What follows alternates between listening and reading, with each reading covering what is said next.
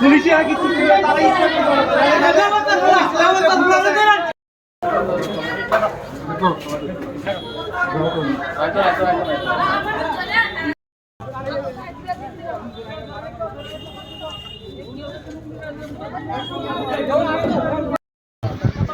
ঘটনা হয়েছে কিছুদিন আগে বিশালগড় বাইপাসে একটা ছিনতাই ঘটনা হয়েছে।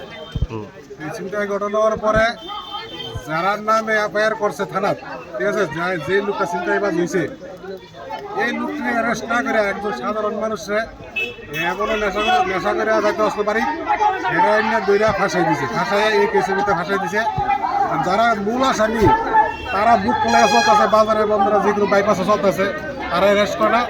আমরা পাড়ার সবাই মিললে অকরে একজন আসামিরে ধরে দিছি পুলিশের হাতে, হ্যাঁ অকরে রাস্তা ঘুরতেছে আমরা ধরে এনে দিছি। কি নাম এর? এর নাম হচ্ছে কি রে? বিদ্যুৎ বিদ্যুৎ বিদ্যুৎ বিদ্যুৎ সরকার। আর এর আগে যে দৈল আনছে এর নাম কি? এর নাম হচ্ছে শুভঙ্কর। হে হলো মানে সাধারণ মানুষ, হে নববরাম্বর নেশা করতে হয়েছিল, নেশা করে আওয়ার পরে হেরে শুধু শুধু ধরে নিয়েছে। মানে আপনাদের বক্তব্য ওই ঘটনার সাথে জড়িত নাই? না না না, হে জড়িত নাই।